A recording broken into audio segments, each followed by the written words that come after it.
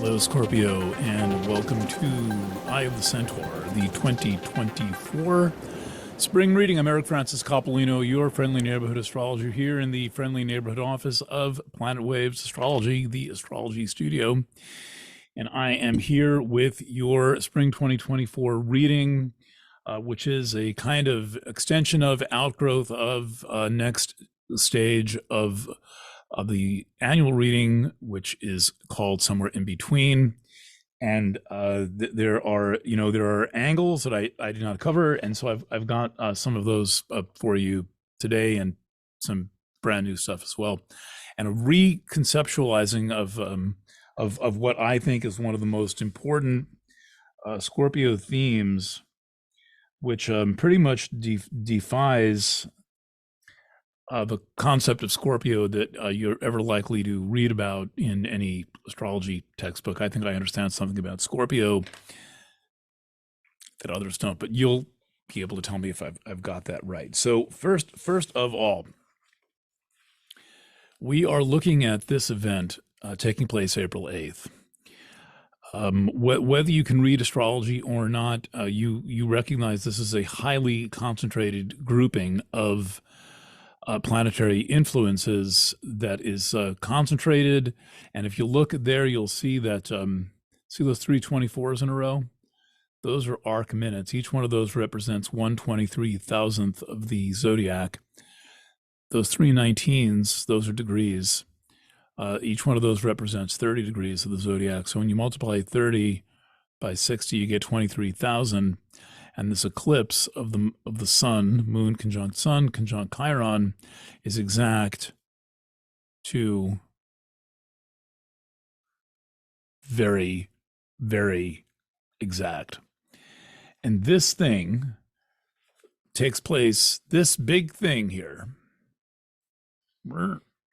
this big thing takes place in this very narrow area of your chart.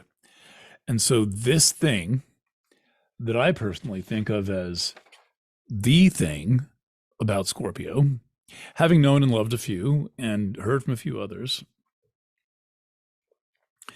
is going to be very active this year, and it may be a major point of breakthrough and a major point of reckoning. But first, let's go back in time a little bit to 1983. Now, I don't know how old you are.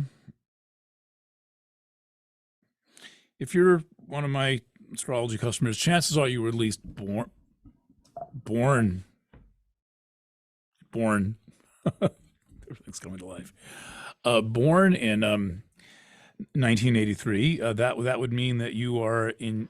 You're having your Uranian opposition right now. You're in your early 40s, and the reason I bring that up is that since that time, Pluto has been working this whole quadrant of your chart. So whether you were born 1983 or born exactly in 1983, that's where Pluto starts, right in the first degree. To make it more accurate, let's draw it right in there. Good. And here's Pluto today in very early Aquarius.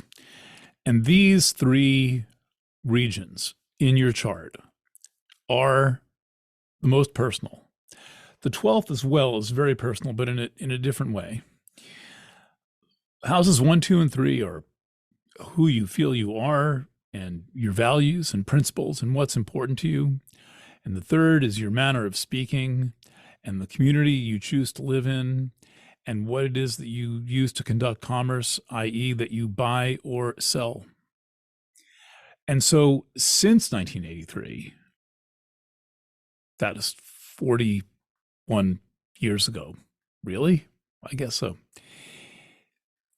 Pluto has worked all of this territory.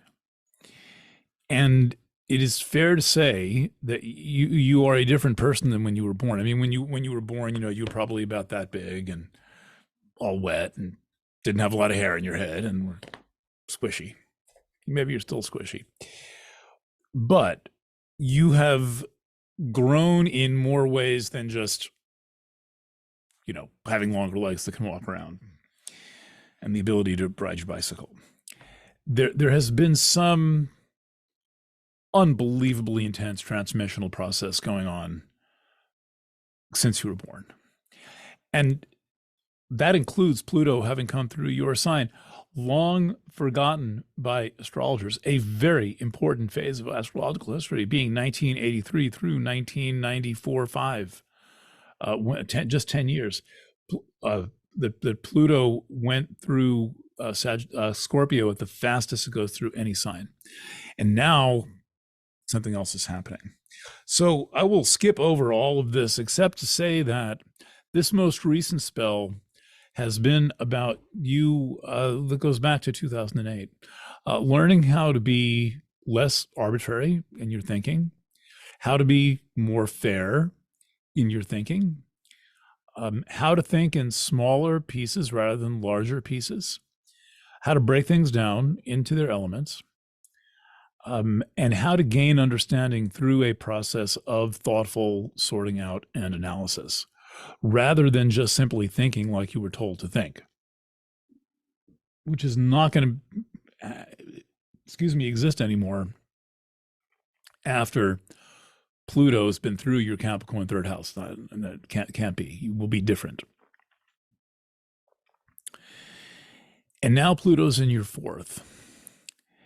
And having thought about this like 2,000 times, and maybe you'll have more, obviously you'll have more to add, and there'll be things that I didn't think about. But one of the two most defining and distinctive traits of Scorpio, thing one, is a very intense identification with your family group and tribe. Scorpios seem to have this way late into life, and are almost invariably going to be the ones who take over as matriarch or patriarch of the family. The women have a certain access to Scorpio that the men have in a very different way. And I think that the women are more likely to be patriarchs. It's almost certain that the Scorpio women are going to emerge as the matriarchs in the family, and that the men, 50-50. Most of you are women who are watching this. And the thing about that in our time of history now is that there is an element of breaking consensus in that emergence into matriarchy. There is something about shifting the way that the group thinks of itself. And it might be unfair to call that matriarchy, because one of the most important things that you will be working out is what seems like the balance of relationships between you and the members of the opposite sex in your life. But really, that's just a metaphor for you making friends with both hemispheres of your brain, which is almost always projected outward in some form that is not easily seen for what it is, meaning an internal thing projected outward.